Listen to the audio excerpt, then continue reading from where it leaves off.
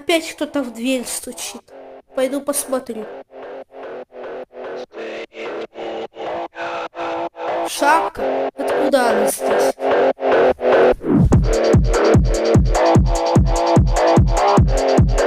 Положу. Опять кто-то стучит. Посмотрю. Страшное такое чувство. А! Из Сибири!